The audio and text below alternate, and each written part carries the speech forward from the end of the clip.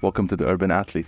Thank you. Thank you for having me. Thank you for giving me this opportunity. How are you? Good. Looking forward for this episode and this new setup. Excited for it. How are you? I'm doing good. First of all, I have one big question to ask. Are you adjusted to soccer or are you still calling it football? Because I'm not. No, let's call it football. Let's call it football. I'm still in denial to call it this way. Okay, just tell us a little about yourself, please. So my name is Maria. I grew up in Lebanon for 20 years. I moved to France for studies like most of the people do. And after then, I went back to Lebanon. Sadly, the situation got so bad during COVID. We all know the situation now in Lebanon, what's happening. And had the opportunity to come here for studies, for living here, for working. And I came. I played soccer, football all my life. I'm in love with this game. I played it amateur since we don't have the professional league in Lebanon. I still don't think we will have it anytime soon due to the situation there. And when I came here, my first goal was I don't want to stop soccer. I want to continue playing. And it was hard at the beginning because new country, it's big, snow. We are not used to it. We need to figure out how the system is working. We have leagues indoor, outdoors. It was very different, let's say it that way, from Lebanon and from France, because in France we play all year long outside since the weather is like okay. But when I came here, I decided that I need to give back to the community what I knew, what I enjoyed all my life, and decided to start coaching. I applied for a school called Collège Stanislas, which is the equivalent of Lycée Français in Lebanon. And it started like that. They were like, oh, okay, you can start coaching récréatif, which is like after school activities. And then I had the opportunity to coach more like seriously at the school.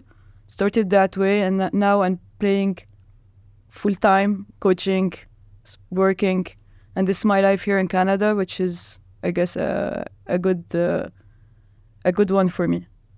So you got used to it in Canada? After 2 years, I'm used to it. I'm enjoying my life here as a football player and as a coach, because like being next to kids all year long is something fun. It's tiring. We all know the reality of the kids, but it's really nice to give back to this. They're not really kids. They're more like 14, 15. To give back to this community what you loved, what you learned all year long.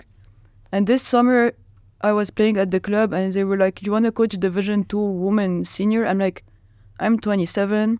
They're like 40. I'm not really up to this level to coach them. They're like, no, give it a try. And I'm like, okay, sure. I started coaching women. They're like 40. They have kids. They come with the kids to training. They want to get in shape and still do what they love to do. And the season was amazing. We won the league. I got to learn a lot from these women that are like showing me every day that age is a number. They're like 40 with 4 kids. Some of them are doctors. Some of them are like have jobs that require a lot of, time. And, being a doctor is not really always fun. You have to go on calls and stuff. And they're here like every time at practice, they're here in their games and they show you that I can still manage to play when I have kids, my life, doctor and stuff, which is something amazing. Yeah, I guess it's about how bad do you want it. Exactly. How bad do you want to do this? If you really love this thing you were doing, you're gonna do the impossible to. Exactly, to what I always hear in this with the woman that I coach is like, oh, every year I don't want to play anymore, but I can't leave it. And I'm like, oh, you're 40-ish and you can't leave it. That's a good sign. Yeah, it is a good sign. But sometimes, though, I agree with you. Sometimes age is just a number, but sometimes it's not, especially if 45 plus, because there's a lot of risk of injuries. So you can train, of course. You can train at 70 years old or 60, 65, something. But you can't train as hard as a 25-year-old kid or a 30-year-old kid, especially with the with the hormone levels and with a lot of stuff, with the less risk of injury for younger. Exactly. Yeah. So they can train, they can compete, of course, but they're not gonna be able to train as hard as a young athlete. Definitely, they know this. That's why they usually like play in Division 2. Division 1 is more competitive. It's the division I play in. It's more physical. It's tough. It's a bit like it's a lot of contact. That's why they go to Division 2. It's chill. It's once per week. We have 1 day practice, 1 day the games, which is good for them. And that's when I started coaching. I'm like, I need to know the realities. I can't expect them to come like 3 times per week to soccer practice, which is nice because you get to learn about them. You get to learn about their realities, how they play, how they manage their injuries. What's interesting, it's how they recover after their games. They're all of, oh, I need to have my ice bath, which is amazing because they come back home at 11 p.m. They go ice bathing, massage stuff, which is cool because they know that their age is 40-ish. They need recovery more than young athletes do. We all do, but it takes more time. Okay.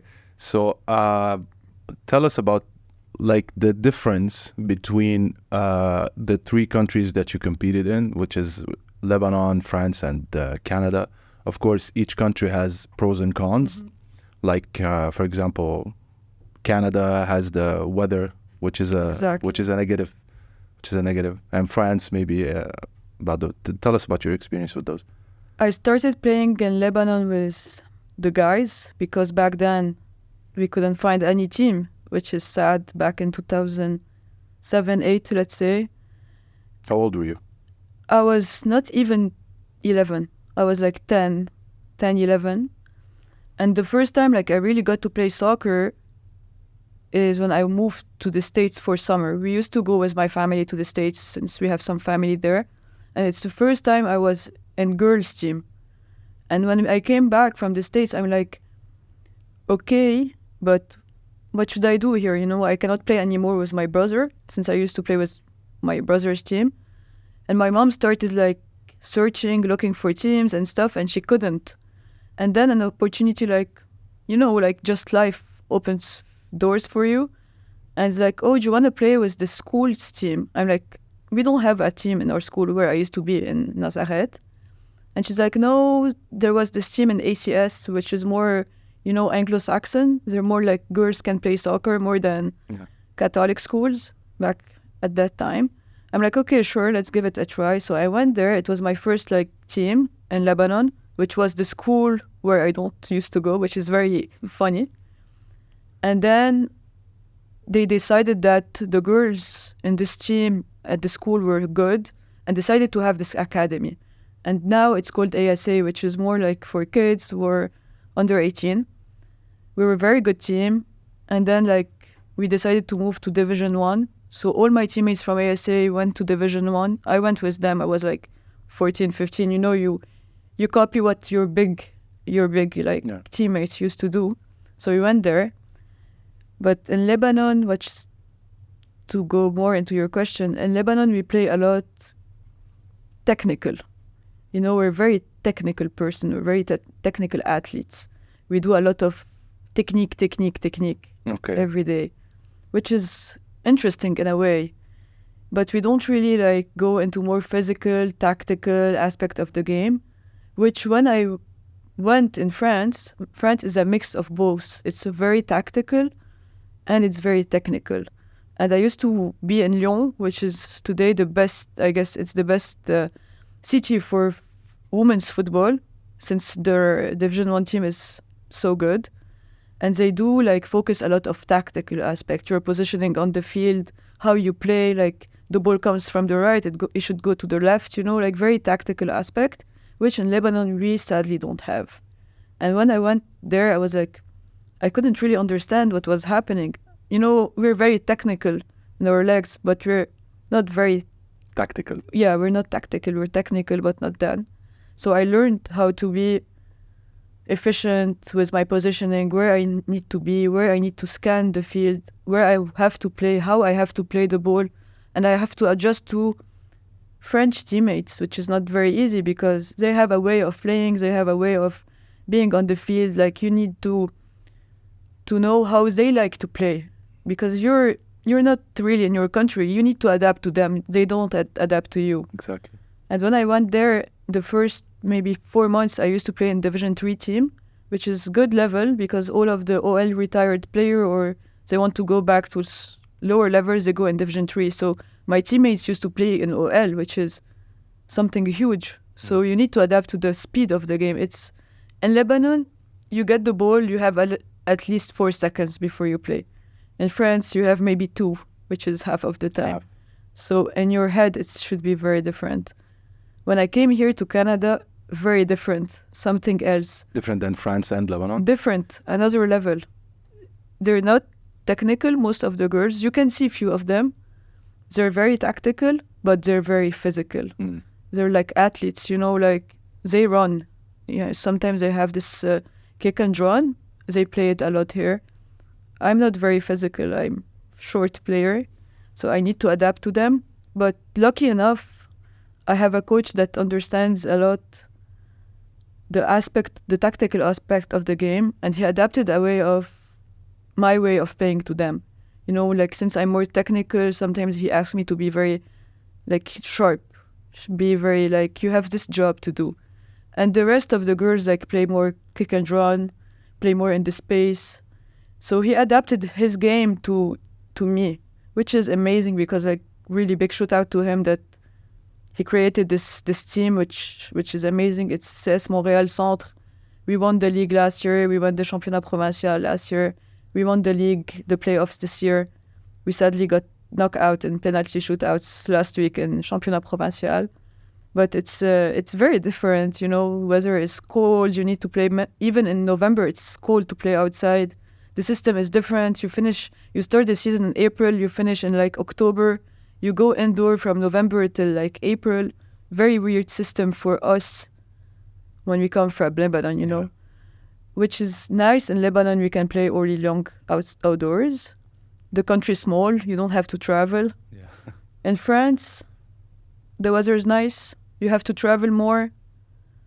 The infrastructure in France are crazy. It's very nice. Every time you have lockers room. And in Canada, which is weird that we don't have much fields. Even though the country is huge, but 4 fields, 5 fields, this is weird. Maybe because in France and in Europe, it's more their national sports. That's Whether true. here there's a lot of football or soccer, it's maybe number 5 or they have their own football, which is American. Yeah, they have the basketball teams. The Hockey. hockey is the main, I guess. Hockey is the main sport. But it's weird because, if you see all the kids playing in the parks, you are okay, why don't we build more fields? Why don't we have more infrastructure? And when I got into coaching more, seriously, I have some mails going along and everyone's complaining about not having fields, which is very weird. You have the money, you have the space, you have the Ville de Montréal. I know what they can. It's not that complicated. If you can do it in Lebanon, we can definitely do it here. Yeah. Which is very weird. But what I like about it here is that the teams are built in a way that you grew up in the same club. They have from under 9 till seniors, AA, AAA. So you can grow in the same team, which in Lebanon, as girls, we don't have it. As boys, we have Atletico, BFA, and those big academies. But Canada I started to enjoy it maybe last year. Before I wasn't really happy because it's so different. So you come from Lebanon, it's hard to come play as a foreigner here. Now I start to enjoy it. It's crazy, the opportunities that you have, Championnat Provincial, the leagues, playoffs. It's very cool. Yeah, it happened to me as well in my field. I've trained most of my I don't think I did camps outside of Lebanon, but I've never lived outside of Lebanon, and I competed outside of Lebanon. But it's the first time I've trained here for a long time. I've been here for a year and a half. The first 6 months were kind of hard because I have, just like you said before, I had to adjust to their way of thinking. Like we did this strategy in Lebanon.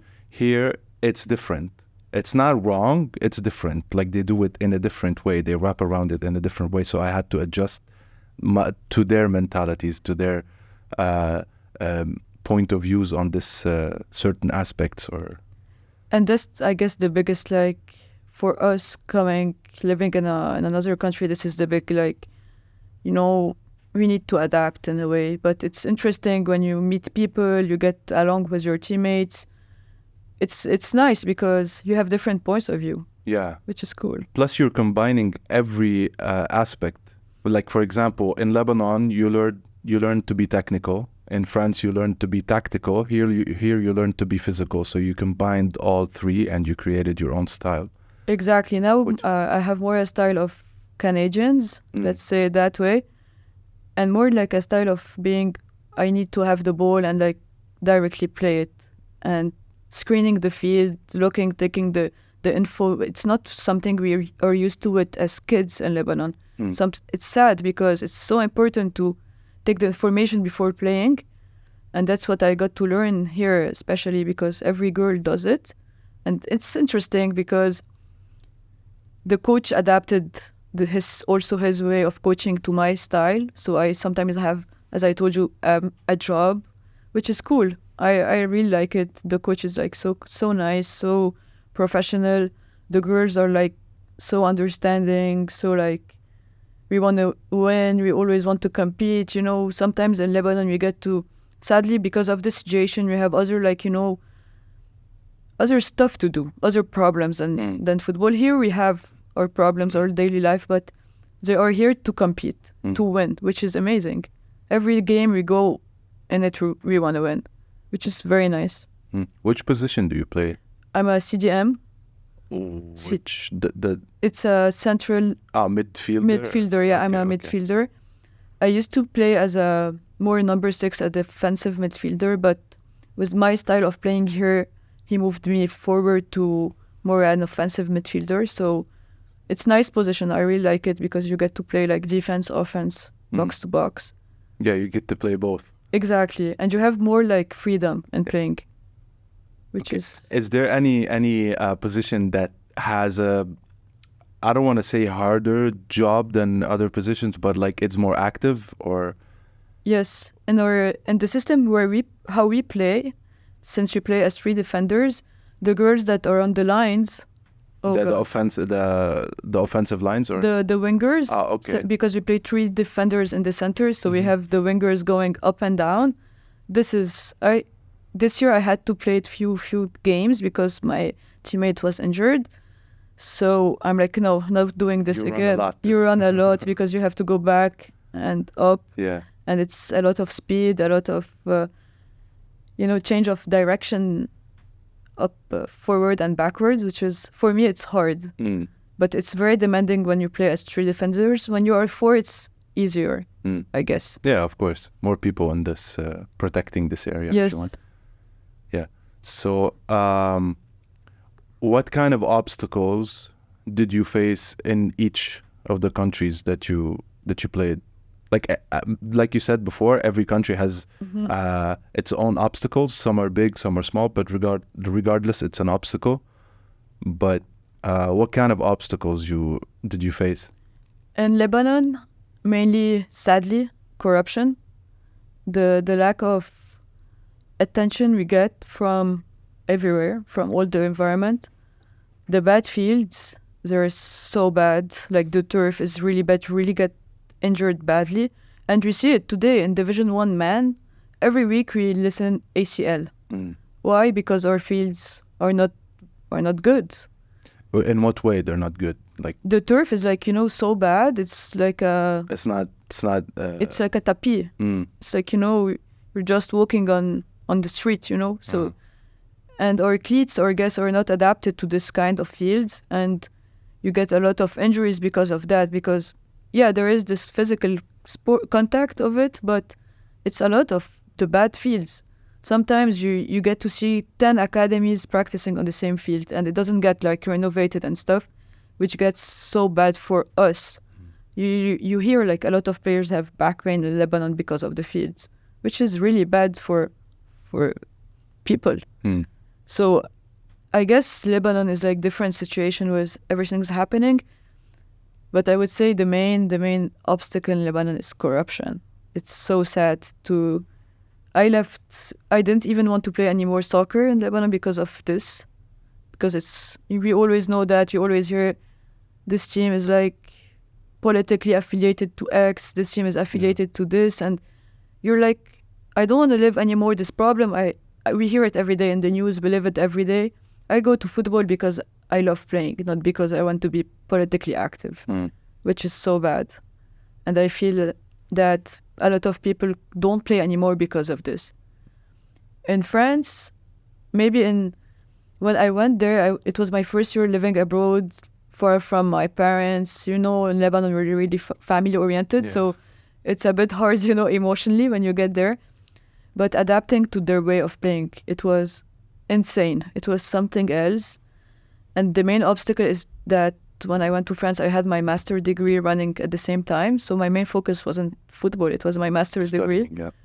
So the second year, it was better than the first year. But their fields are very nice. They all have good fields. They renovate a lot. But mainly, I guess, was studying and playing at the same time. This was hectic because you have master's degree, which is important to you, and you still want to play. So I guess this is more like personal. But beside that, it was very nice. We used to compete even in universities, which is very interesting. In Canada, I guess the main obstacle was the weather. It's very big. And sadly here in Montreal, the system, the metro system doesn't take you everywhere. So you always have to take the bus after, like it's a bit touchy on this. And the fields are far from the city. So maybe the geographical like obstacles of it, but also adapting to their way of playing, understanding the system, so different. They don't call it like Division 1, 2, 3, 4. They have it in an other way.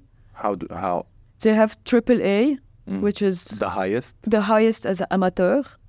They have AA, and then they have A, and in A they have like subcategories. And what understood is that the island is divided into like regions. So you have Concordia region, Lac Saint-Louis, and other stuff, which is very weird. The island isn't that big. We can just regroup it. And I couldn't understand the system for like a year, which is very weird. But now, like when I started coaching, I got to know them. But this is like a, obstacle for them, because everyone, when you talk to coaches outside the field, they're like, we need to rebuild our system. I'm like, okay, it's not that big. It's not that hard. It's a lot of administrative stuff, but it's okay. We can move forward. But they say that it's a lot of policies inside, which is weird too. Like, it seems that there are more like bigger problem than what I know. I want to go back to when you said about the obstacles in Lebanon, basically the division, which is divided politically. Like this team is with this political party, this team was with this other party. I feel like this is worldwide. It's happening, but in Lebanon, it's bigger than worldwide, because it did happen with, I don't know if you watch MMA, if you know Conor McGregor, for example, I do. And Khabib Nurmagomedov, he's a Russian. So basically when they fought in 2018, so Conor is a Christian from Ireland, and Khabib is a Muslim from Russia. So basically the ignorant, if you want to call it, like people who don't really get this sport or understand it, the Christians went with Conor, the Muslims went with Khabib. So that's how they think, that they want something to be they want to relate to something with this specific someone. So that's why in Lebanon, because we have a lot of political parties, and especially like if you're from this certain city or from this certain town, you get brainwashed. Like this is the right way to think, this is the right way to think, and the others are not right. So that's why it's divided in a big way. So You're right when you say that it's worldwide. Sports is finally football, MMA, every kind of sports. It's very emotional. It's very like you need to relate to something or to someone or to a party in a way. And now we see a lot of books or a lot of articles about geopolitics of sports. I studied geopolitics, which is very interesting when you relate it to your passion of sports. But I guess in Lebanon, we're fed up of this. You know, you just want to go to your practice, enjoy it, and go back home. And you don't want to listen anymore to this because we're fed up. You know, we're tired of this. We grew up as people in our age, like grew up in a very unstable like environment. So we just want to get rid of it, which is hard. It's true because our system is built that way.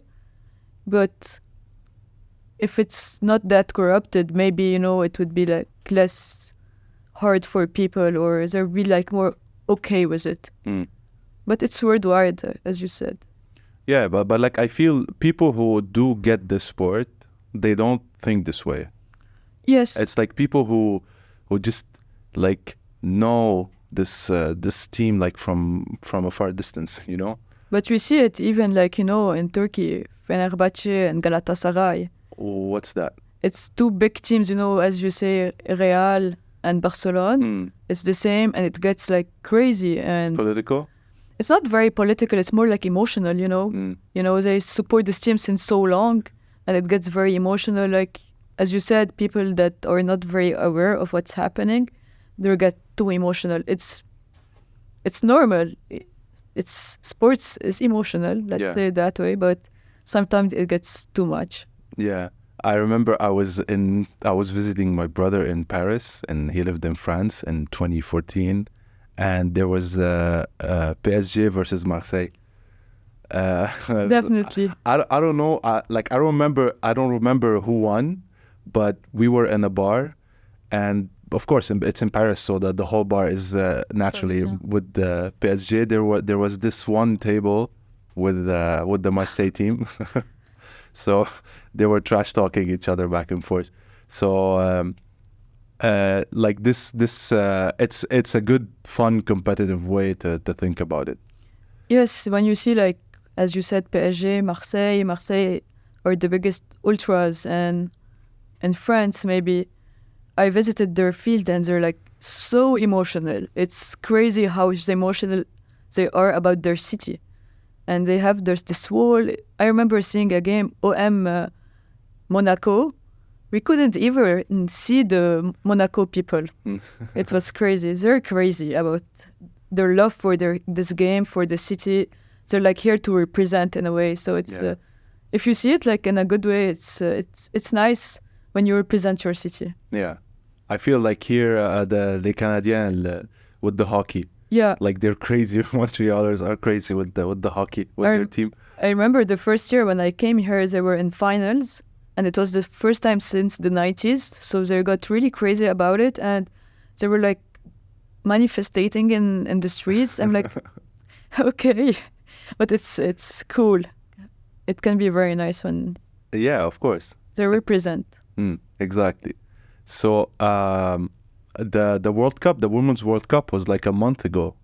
Did you watch the? I watched the highlights because sadly it was in Australia, New Zealand. Oh yeah, the time difference is like 15 hours. Yeah, it was very crazy, the time difference. But sometimes like they put the Canada game at 9 p.m. here, 10 p.m. so I could watch it. But I was really like watching the highlights. Back when I was in Lebanon, I used to watch them all the time because even when it's Australia, it's like sometimes okay. In Europe, it's like okay too. But now Canada's playing next week against Brazil here in Montreal. Is it still going, the World Cup? Or? No, it's just like friendly games. Okay. They who won the World Cup? Which Spain. Team? Spain. Okay. Spain. Versus who? England at the end. Okay, nice. Oh, the English went to the finals finally. Yeah. Yes. But they won the Euro Cup. Okay. Nice. A year ago? Yeah, a year ago. It was messed up because of COVID. But you can see that women's football is like developing everywhere, worldwide. You can see the fields that were like full in Australia, which is amazing. Even here, like in Canada, next week, they opened the billetterie like yesterday. It was almost full for Canada, Brazil, and it was like, friendly game. It's not even like World Cup or I don't know what, but it's a big game. Canada is a good team. Brazil is a very good team. And it was like full. I'm like, okay, that's very nice for women. Is the women Brazilian team, like they have the reputation of the men's team as well? Because, like Brazil, the men's team for Brazil is like, their reputation is like they have five stars. Yeah, 5 stars and stuff. Is the reputation of the women's team as like?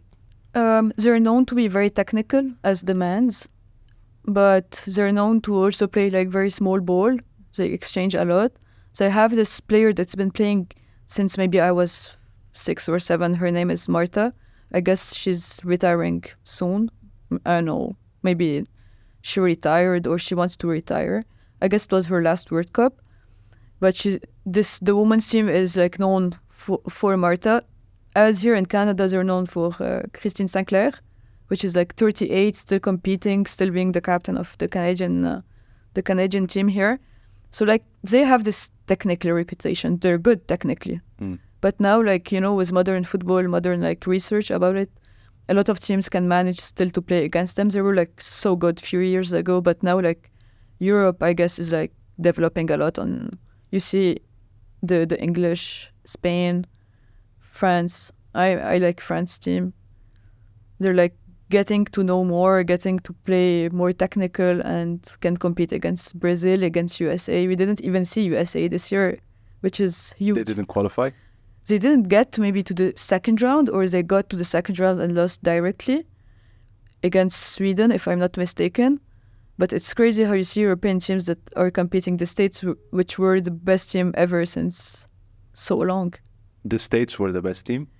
I guess like since the 90s till 2010, 11. They were crazy. It's was the NCAA developing like players getting to play in the NCAA, playing for their national team. But now you see like Europe is competing more against the States, which is it's nice. You see more like people getting to beat them. Like it gets more interesting for us as spectators watching. Do women have as well? Like, of course they do, but I don't know. Like when do they do it? Is it yearly? What's it called? The Premier League and the European. Champions League. Yeah, they do have it. Is it the same? Like, is it yearly as well as the men's team? It's the same system. They played exactly the same system. They have the draw, but you see different teams. Like for example, for women, Wolfsburg is good. It's a very good team. And the men, you don't really see them. Wolfsburg, I don't know if they are relegated to second division in the Bundesliga, but you see OL. It's always like in the final OL against PSG or OL against Barcelona. Barcelona is so good. Who's OL? Olympique Lyonnais. This is huge. So it's basically Lyon, yeah. It's based in Lyon. And it's the same, yeah. You have Chelsea, you have Manchester United, Arsenal, PSG, as I said. Mainly those teams, Atletico Madrid, Real Madrid. You see a lot, it's the same. And they play like yearly. They have their leagues. Like in France, I used to go watch Olympique Lyonnais. It's very nice. It's different than the men's because like it's smaller. The league is smaller. You get to see the players like, I don't know, very closely. You get to take pictures. They write on your t-shirts. Very like smooth atmosphere. I used to like it because, man, it's more like, oh, they're playing on the field, security and stuff. At the women, you have more connection with the players. Which I remember was really nice. It's nice for little girls that are playing. It's nice for it's very family oriented. They come watch the game as a family. In men, it's kind of different. Yeah. I remember I used to watch a lot of football. Like I was obsessed back in 2009, 2010. I was with Manchester United. Oh, okay. Yeah, so I was really competitive as well. So I remember my friend was a Chelsea fan, and each time Man United and Chelsea were competing, we would watch the game separately because we would kill each other. Especially during the 2008-9. Yeah. It was this big rivalries. Yeah, the Wayne Rooney, Chicharito, Yes. all those guys back then. And ever since I started training like martial arts stuff. I was obsessed with NBA as well. I stopped. I don't know why. I started slowly stopping. Like I remember the last game I watched was Manchester United versus Liverpool. They lost like 4-1. That was like 2011, I guess, or 12. Yeah, when Ferguson left and stuff. Yeah, it was. I don't know why I stopped. I just stopped. I stopped NBA as well. Mhm. Like I remember with the NBA because they do it on Eastern time. It's like 4 a.m. in Lebanon. I used to wake Exactly. up for the playoffs for each game, Okay. especially because I was a fan of Miami Heat with Oh. LeBron James and stuff. Oh, So yeah, I used to wake up at like 4 or 5 a.m. and I have school the next day.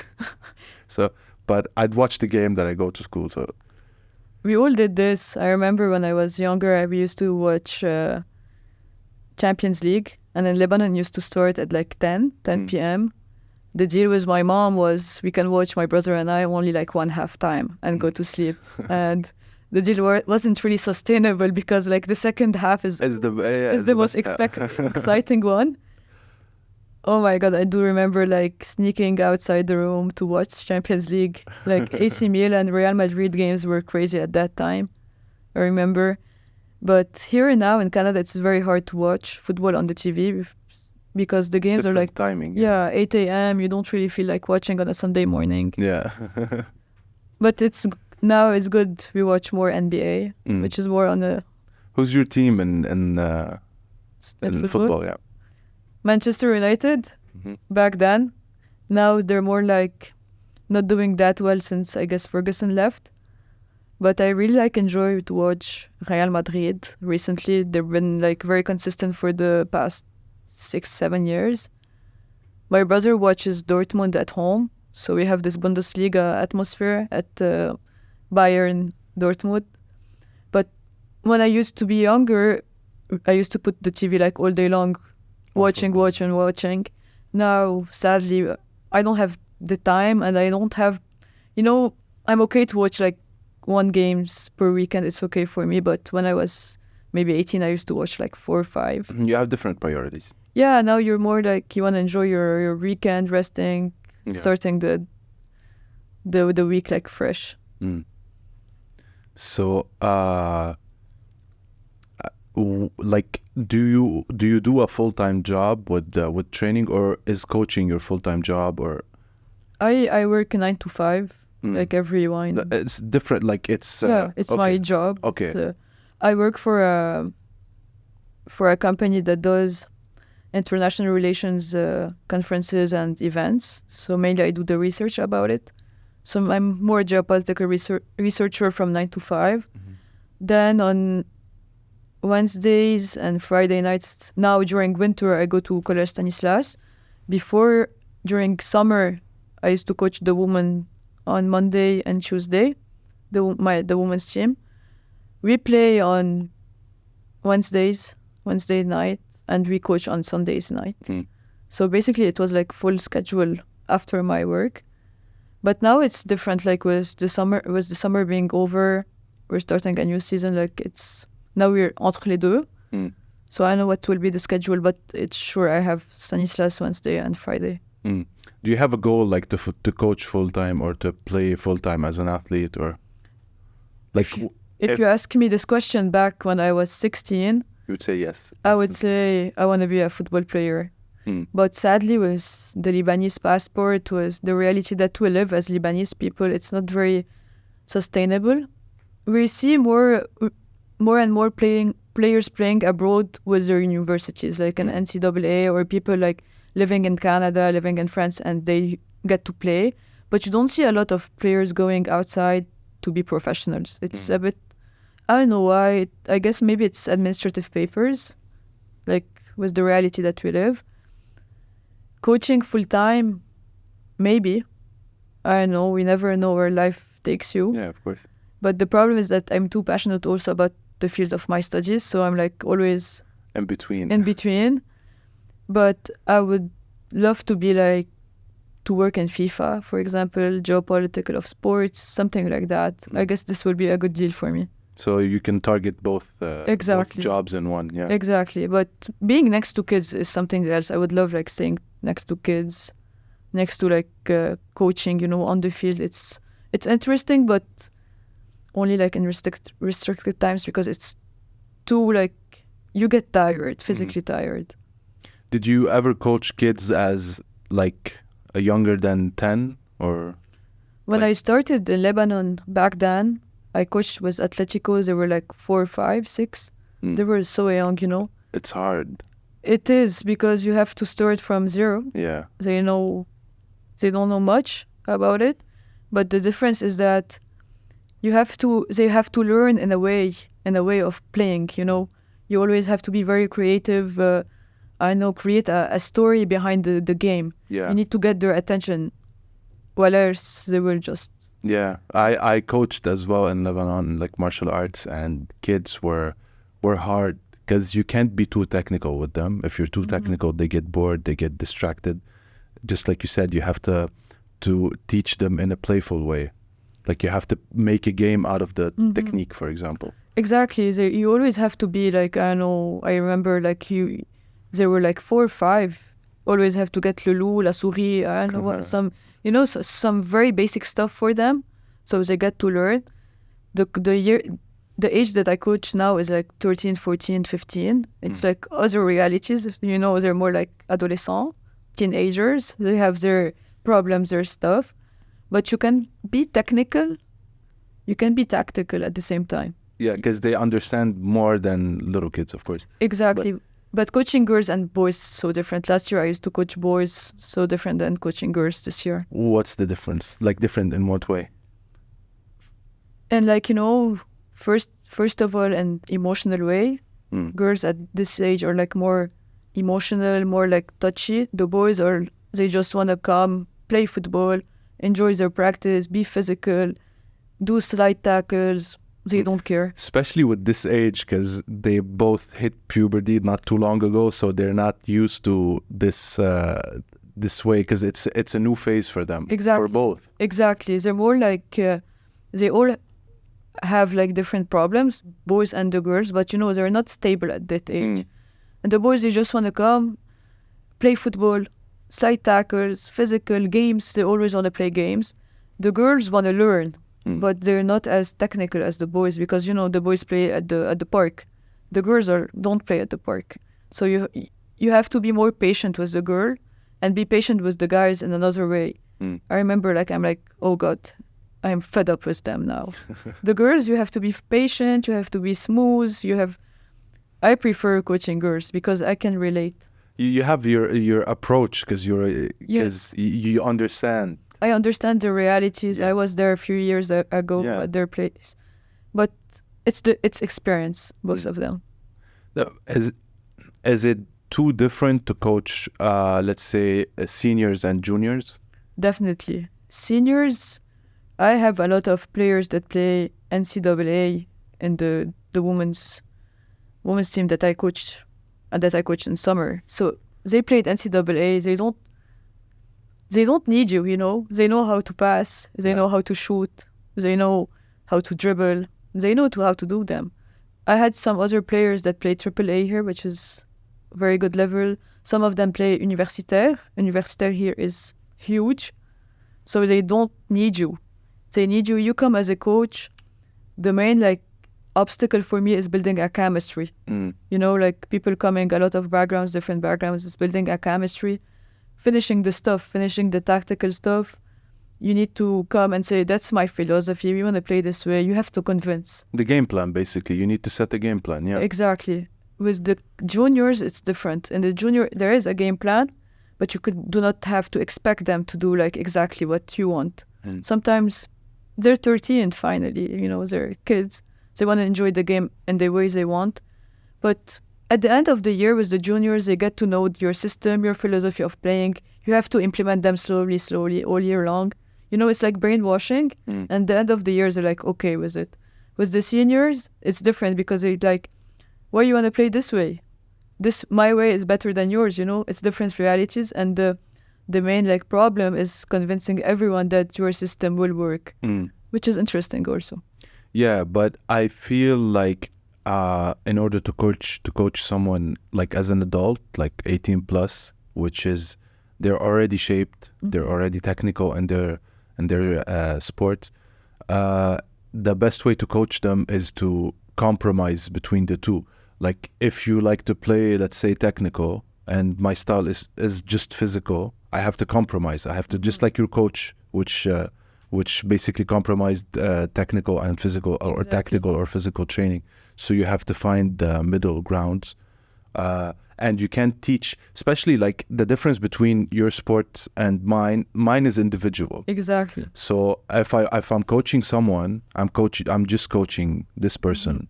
Okay, of course, like other teammates and stuff, but you can't coach this person and coach this person the same way, because each has their own style, their own different way to fight. I'm talking about fighting. So I feel like it's the same.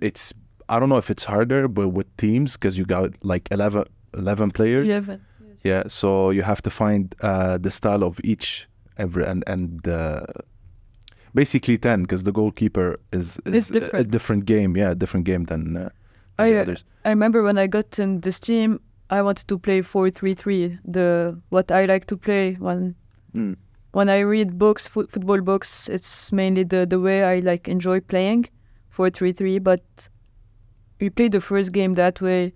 4-3-3 is very tactical, and I started to realize it's not working. They're not really understanding what I want, how the system works. I'm like, okay. I talked to the captain of the team, and she's like, maybe we understand more, more something conventional, something like, she told me, Maria, you have to go back in our days.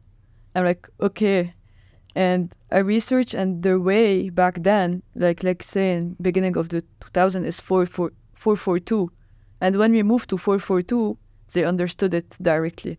And it stayed in my mind. And when she told me, you have to go back to our days. Like today 4-3-3 is very like modern football for us. You need to go old school. You need to go old school. Yeah. So I went old school, and they understood, and we won the championship in 4-4-2, which is I learned from it. Yeah, because you just like you said, you find different perspective on things. Yes, you learn, you capture, you collect every point of view, and you create your own. That's a very big challenge, and I guess a good coach is someone that can adapt his way or her way of playing, her way of coaching to the realities of the players. And that's something like very important when you coach someone.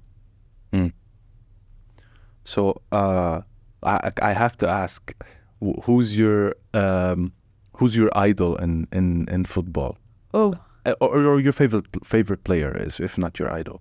Oh, it changed a lot, because my way of playing changed a lot through the years. But I guess if today I go on YouTube, the player that I really like to watch is Iniesta. I'm not a Barcelona fan, but his way of playing is something else. But to give credits to women, someone that plays in my position, we have a lot of players. We have Lindsay Horan playing in Olympique Lyonnais. She's a U.S. national team captain. She's amazing, very technical. She plays your position, She plays my position. But I guess the GOAT of the game is Wendy Renard, the center back for France, and the center back for Olympique Lyonnais, and the captain of Olympique Lyonnais. Very good player, very tall. She's a center back, not my position, but very inspiring woman. Like as a woman, when you look up, you need to find someone that's inspiring. And she comes from she doesn't come from France. She came to France as a, immigrant, let's say, and she adapted her way of playing. So, I can relate as a story. Same backstory, basically. Yeah. Exactly. So that's why I really like to watch her playing, and very inspiring, very like giving all her best to the team and scoring goals, even though she's a center back, and taking this leadership. Very interesting. Like, I guess you have to find like the smallest thing to connect with your favorite athlete. Exactly. You have to, to relate. Yeah, relate. Not I said connect. I meant relate. But it's connecting in a way too, Yeah. because like you connect on the story, you connect on yeah, how she grew up, like not coming from France, playing in France, being today like one of the most influential women in France. That's something big, you know. Like Like I remember when I was a kid, I used to love Roberto Carlos because he was a lefty and I was a lefty, so I found like this common ground between me and him. So, but in my field, there's a lot of I don't know how to say it, like the people from the streets, like a lot of people that were in gangs or drug dealers or were abused as kids. Of course, it's everywhere, but people find a way to create, like to participate in violence, which is fighting, which is regulated violence, if you want it, because it's so there's a lot of people from the streets, let's say, and I find my favorite fighter, we almost have the same backstory, just like you said. We weren't from he wasn't poor, he wasn't rich either, he wasn't in a gang or drugs or whatever, but he found a passion, he found an outlet in what he did, and he created something out of it. And I feel like the same way. It's the same way for me.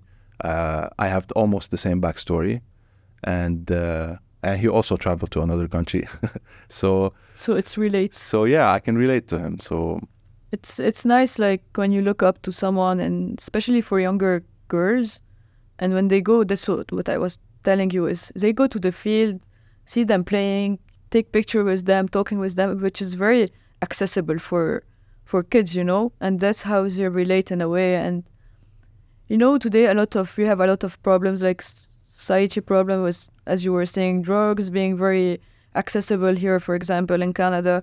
It's good for the kids to see that, oh, if I go to sports, maybe I can get somewhere and get rid of all the bad stuff that I can do in my society. Especially here in Canada, it's like everything's like so accessible, and everything can go really bad in a way.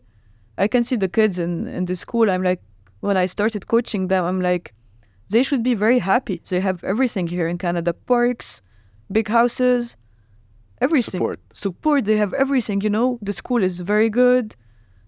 And I'm like, why is they so sad? And when you go more into the kids, when you get to see them like every week, 3 times per week, you see how sad they are, because they have like their problems in the house, you know. And it's bad, because I thought when I went to school in Stanislas that Canada was a happy country, and when you see most of the kids being very sad, you're like, there is something wrong in this. Each person has their own story. But you know, sports can get them out of this. You know, I used to have one of the kids that I coach. He used to tell me, oh, I really like coming here because at home it can be difficult. And it's good because he comes, he enjoys his 2 hours, 3 hours, because he stays after practice, and it's good for him, you know. He escapes reality. Exactly. And sports can be this good side of this society. You have, like, you can mix everyone in the same spot. Like, you have different religions, different races, different mentalities, but they have one thing in common, which is this specific sports, for example.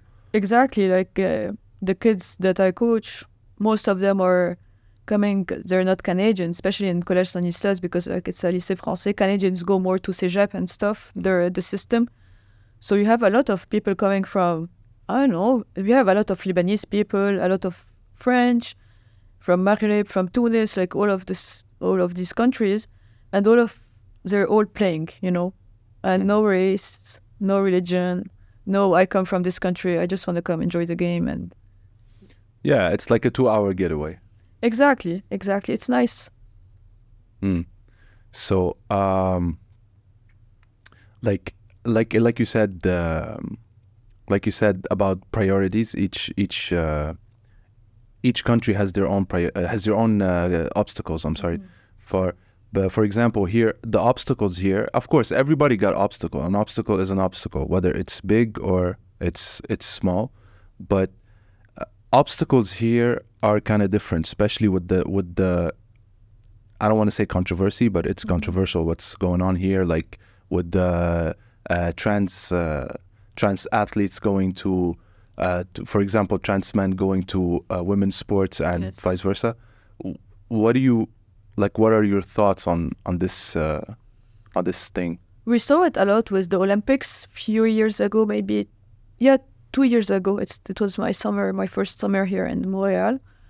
As you said, in Lebanon, it's not that we are not aware. We are aware, but it's less like, let's say, accessible. We have a lot of people trans in Lebanon, but because of the society, we're still living in more like different society than here. We do not hear them, which is today it's wrong, and there are a lot of NGOs in Lebanon working on this, a lot of social media working on this.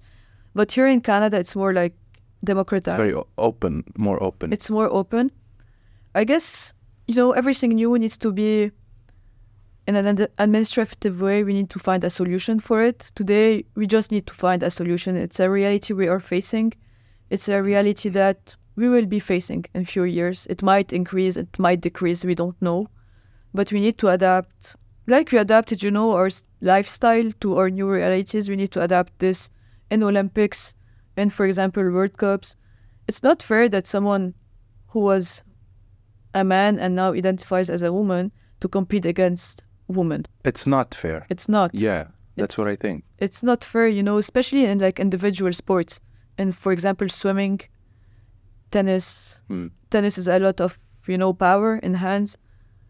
Women, we do, but it's definitely not the same way. I watch Rogers Cup here. It's something else when you hit a ball as a man and you hit on the racket as a woman. It's something else. Like, even though you have the tactical aspect, your brain, your everything, like mentally. Yeah, you don't have the physical aspect as like, for example, people, you know what PED means? It's a performance enhancing drugs. Like the most common, I think, PED is testosterone. So, which is naturally more higher in men than women. So, yeah, I don't think it's fair. I'm not saying it's an advantage, but that's reality. Because we saw it a couple of times in MMA. There's an organization, it's called Invicta FC, which is just women MMA. So this champ, she was Brazilian, I guess, and she was dominating everybody. And this man, he said he identifies as a woman, and he competed in Invicta.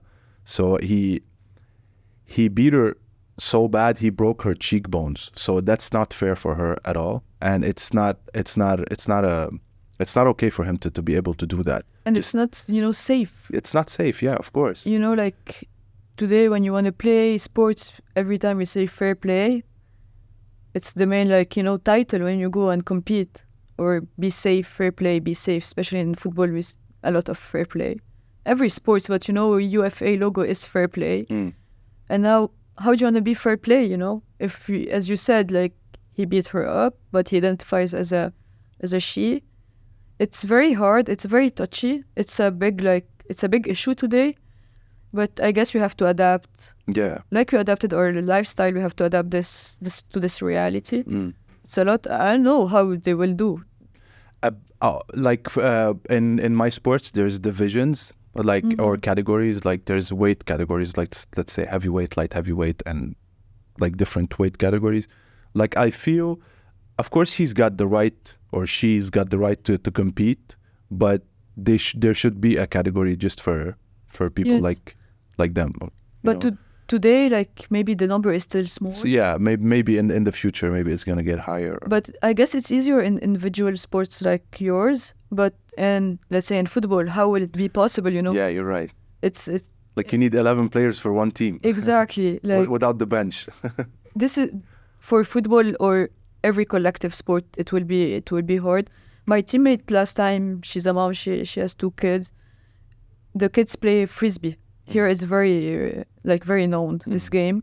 They play like ultimate frisbee, and she was telling that there is a person that identifies as a she was playing with the 16 years old girls. She has a girl and a boy, and my teammate was saying it's not fair. Like everyone's like running, everyone's like cannot play. Everyone, like, especially kids, you need to explain more and like, you know, explain what's happening. Yeah, How yeah. do you want to explain this to kids, you know? All they're seeing is like, I can't run behind this athlete, you know, Mm. which is, it was touching like as a story when she came and she was telling It's us. frustrating. It's frustrating, and especially when you need to explain it to kids. Yeah. Yeah, an adult can understand, like But can still, face. you will be frustrated. Of course. I would be frustrating to play against a person that it identifies as a she, but I can't like run behind this athlete. You know, I will be frustrated. Of course. Honestly, I don't believe in equality in physical stuff, especially in sports. Like, I don't believe, not just like between men and women. I don't believe in equality between men and women and women. Like, we're not equal. Like, I'm not equal to a different man. Maybe he's more powerful than me. Maybe I'm more powerful than him, or stronger or faster or whatever.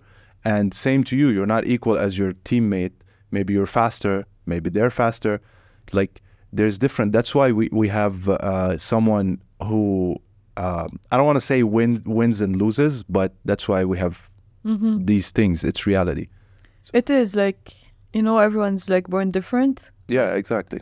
But in a way that makes, for example, when you play collective sport, it connects like the pieces of the puzzle and makes one nice and smooth puzzle. I meant teams. I didn't mean individual, like in football. Yeah. It's like two race car drivers driving exactly the same car, same engine, same speed, and one of them's gonna win. Definitely. They're not gonna go. Okay, they might go.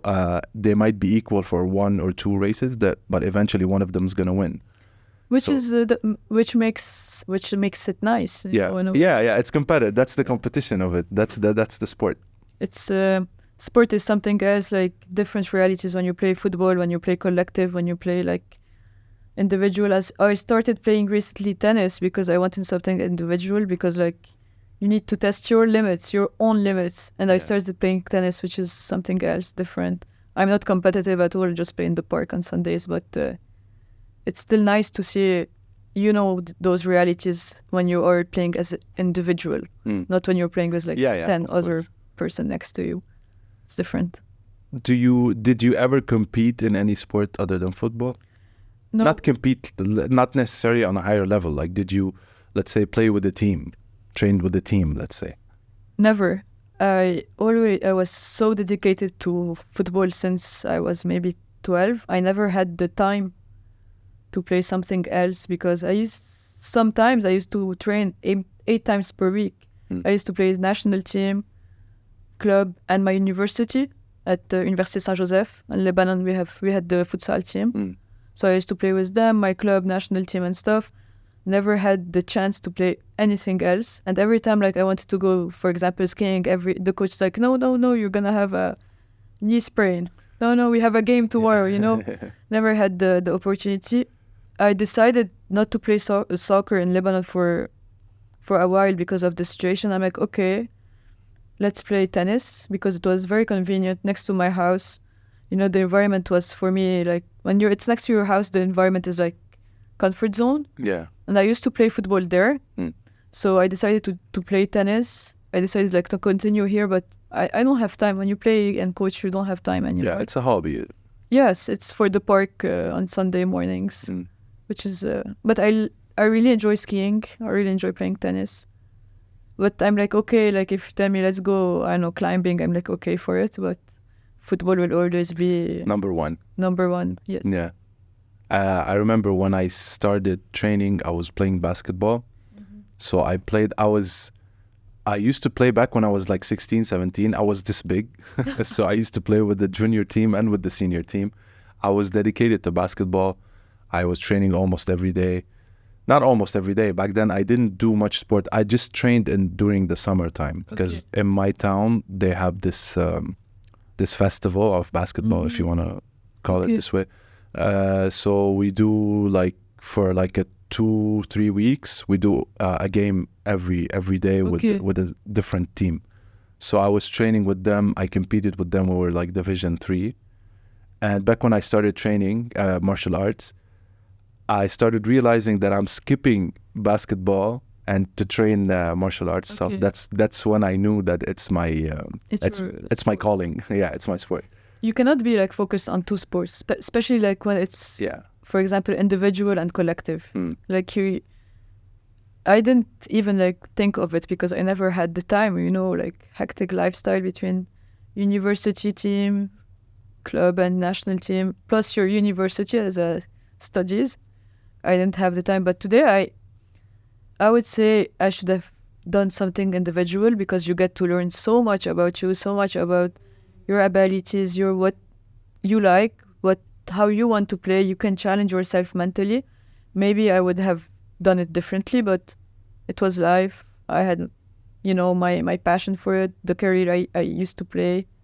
Mm. So I'm like, okay with playing tennis in the park on Sundays. Yeah. But you're not going to be obsessed about it as football. Yeah. No, definitely not. But I really like, I went to Rogers Cup here in Montreal. I'm okay with it, but definitely not like football. Yeah, plus everything like timing is really important. Mm-hmm. Like I remember when I was like 10 or 11 years old, I trained karate. Okay. And I hated it. Oh. I trained for like 2 months, 3 months. But as I grew up, I started training when I was 20. I restarted training when I was 20. And like that's the most peaceful I've ever been when I trained or happy, or like I found my outlet in martial arts. But like 8 years prior to that, I hated it. I don't know why. Like I really don't know why. What changed my mind? But it's weird. Like I find that weird to. It's nice how you like rediscover yourself. You discover like yourself in a sport. I never had the opportunity to have this because like since so young I used to play football. Yeah. But now like with tennis, with skiing, with more stuff individual, I'm like, okay, I can challenge myself. Even though I'm still a beginner in like tennis, I always want to play and win the game. This is the competitive like side of you, even though when you start a new sport. But it's sport you can learn so much about it. And like to every parent listening to this podcast, you have to like subscribe your kids in a sport. Yeah. Because all the stuff that you learn through it is always like, especially in Lebanon, they say no, your son or your daughter needs to study every day, every night. Yeah, you need to be a doctor, lawyer, engineer, nothing else. Exactly. And no, everything you get to know, dedication, passion, being on time, being organized, because you have to go to practice, you have to travel and stuff. This is like so good. And especially here in Canada, every time I go for a job interview, I'm like, oh, they see on my CV, oh, you're a soccer player? I'm like, yeah, sure. And every time the interview starts going on football and not on what I studied. And that's so important for kids, like the kids will love it. Yeah. It's important. Yeah, it happens to me as well, like during work, especially because I fight and people like joke around, oh, don't punch me and whatever. So if I'm talking to someone, let's say my boss, and we're talking about like business and stuff, and he goes to like this guy punches people and stuff, like they joke around, of course. Like, but it always creates like a culture, like at work. At my work, I know they're always like, oh, I know you cannot make it to the 5 à 7 because you have training, They all know that it's a way of being different. Yeah. You like stand out of every like the mass, or sports is so important. Nowadays, I realize how important all these values that are implemented in us as athletes are important in our daily life. Like, do you have like a final message you want to get out there to people listening to this podcast? Or, as I said, for the parents listening to the podcast, put your kids in whatever the sport is, but don't oblige them to. I have a lot of kids playing football because their dad likes football. Made them, yeah. Don't oblige them. Let them play whatever they want to. For all the athletes, the Lebanese athletes, I know realities are hard in Lebanon. I hope one day it will change. But like, keep on playing. It's a good way of getting rid of all the problems that we live. For every Lebanese player here in Canada, it's very hard, but it's so cool. So like, once you're in the system, you are in the system. Definitely, I would say thank you for my parents for supporting, and without them, we won't be doing this podcast. Thank you to you. Amazing, like, set up amazing studio. It's very nice. So thanks for this opportunity. And thank you for coming. We're very happy to have you, and this was really fun. It was tell us about your social media to people on Instagram. I'm on Instagram. I'm not very active, but I'm on Instagram, I'm on Facebook, I'm on LinkedIn, everywhere. My Instagram is more football related, so you can see my pictures, the football pictures on Instagram. And I'm always connected to the Instagram of my club in Lebanon, Oberitius. I played for the same coach for like 10 years, so every time we win something here, they repost it on their page. We have our club here, CS Montréal Centre also. So that's it. Perfect. Thank you so much. Thank you.